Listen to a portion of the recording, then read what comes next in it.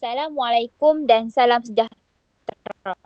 Yang saya hormati lagi dikasihi Puan Wan Zalina binti Wendin sekaligus rakan-rakan seperjuangan.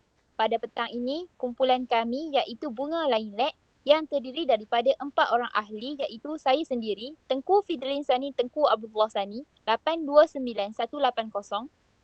Saya Ahmad Mahir bin Cik Nasruddin 829159.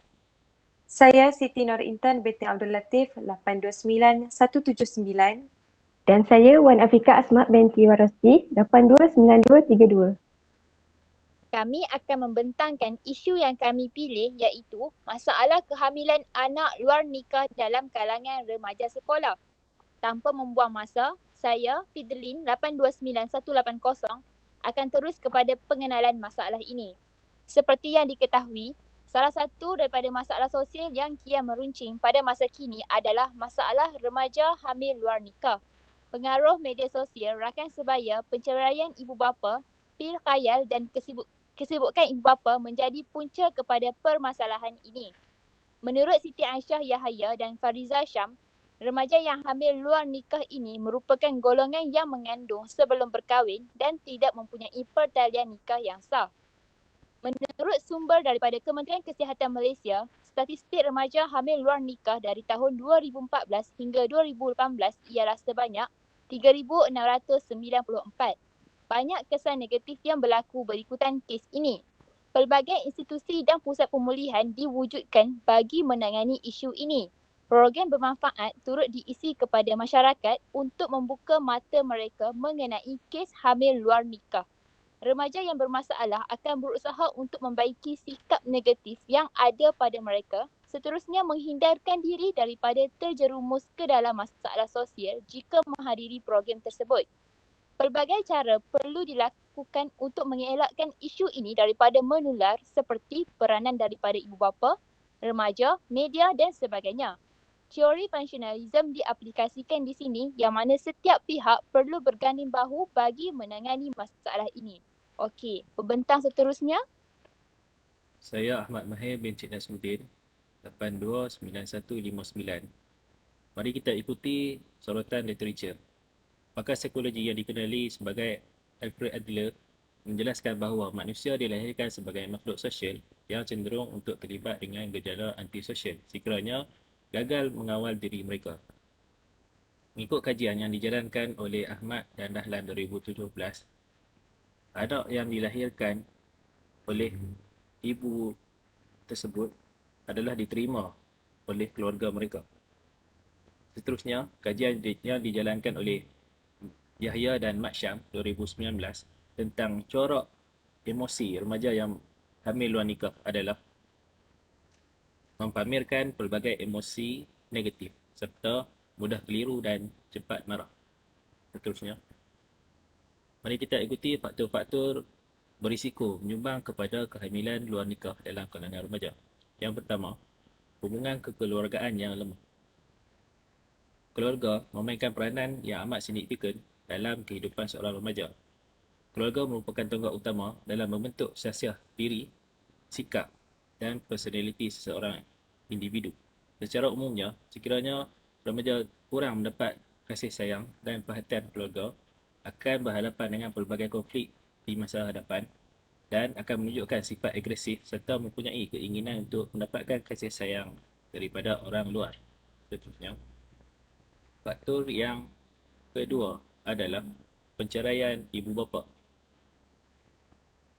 Sekiranya keluarga mengalami penceraian, anak-anak akan mengalami pelbagai emosi kerana ibu bapa merupakan tonggak utama untuk memastikan fungsi sebuah keluarga berjalan dengan baik. Antara emosi yang dihadapi adalah sedih, tertekan, malu, marah, benci, bersalah dan sebagainya. Faktor yang ketiga adalah faktor diri sendiri. Diri sendiri merujuk pada individu yang membuat keputusan dan tindakan yang diambil sama ada melalui hasutan orang sekeliling ataupun atas sebab tanggungjawab sendiri. Ini merupakan subjektif di mana boleh dikaitkan tentang kehendak sendiri untuk melakukan satu perkara dalam masa yang singkat tanpa memikirkan kesan di masa akan datang. Faktor yang keempat, perkembangan teknologi maklumat. Dewasa kini, segala maklumat boleh diperolehi di hujung jari. Sebagai contoh, perkembangan teknologi maklumat telah membuka ruang pada remaja untuk mengakses video-video lucu atau gambar-gambar seksi yang terdapat dalam laman sasawang. Menurut Muhammad dan Ishaq 2014, pengaksesan kepada unsur-unsur pornografi merupakan faktor utama menyumbang kepada peningkatan kes kehamilan luar nikah. Tambahan pula, terdapat aplikasi seperti Tinder yang juga menyumbang kepada peningkatan kes kehamilan luar nikah. Pembentang seterusnya. Saya Intan 829179. Faktor yang kelima ialah pengaruh rakan sebaya. Berdasarkan dapatan kajian Muhammad dan Ishaq, remaja lebih banyak meluangkan banyak masa bersama rakan sebaya. Sekiranya seorang remaja tersilap langkah dalam memilih rakan, maka mereka lebih berisiko tinggi untuk terjebak dalam pelbagai gejala antisosial seperti mengambil dadah, berkunjung ke pusat hiburan atau terlibat dengan seks bebas sehingga menyebabkan kehamilan luar nikah. Faktor yang keenam ialah pengabaian amalan beragama dan kejahilan.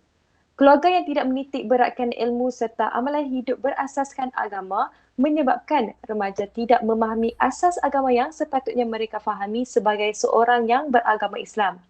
Keluarga yang tidak pernah menunaikan solat secara berjemaah dikenal pasti menjadi antara punca remaja terjebak dengan perbuatan yang tidak sihat. Ini akan menyebabkan remaja gagal memahami nilai dan hukum agama yang sebenar apabila ibu bapa tidak menasihati atau memberi peringatan. Baiklah pembentang seterusnya. Saya Wan Afika, 829232. Seterusnya, peranan esteem diri sebagai perantara perapatan ibu bapa dan anak. Dapatan kajian ini menunjukkan bahawa ibu bapa harus memaksimumkan masa bagi memastikan beliau tidak berasa terasing dalam keluarga.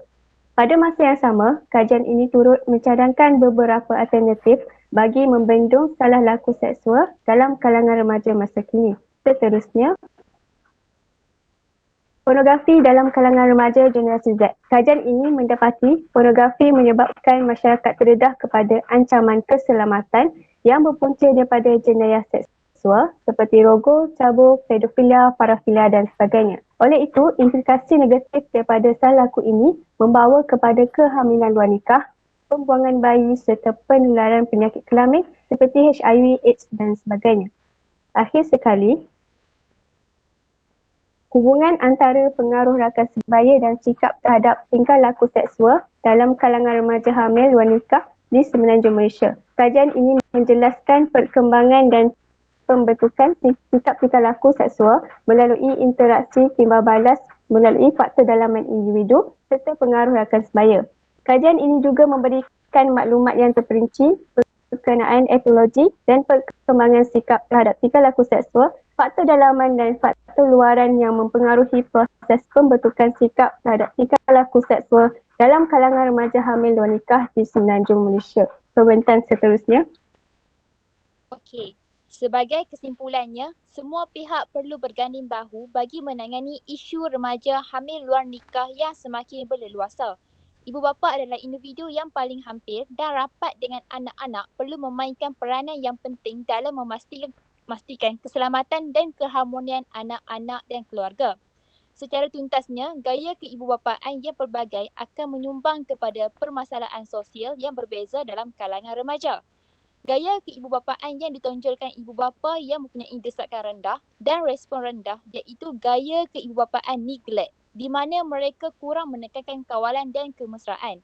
Kesannya, pelbagai perkara tidak diingini akan berlaku. Selain daripada pemahaman yang baik terhadap isu ini, aspek lain juga perlu dititik beratkan. Sebagai contoh, penyediaan terapi kepada golongan remaja yang memerlukan bagi membenteras isu ini. Justeru, setiap pihak perlu memainkan peranan yang penting bagi menangani isu ini. Okey, itu sahaja daripada kumpulan kami. Sekian, terima kasih.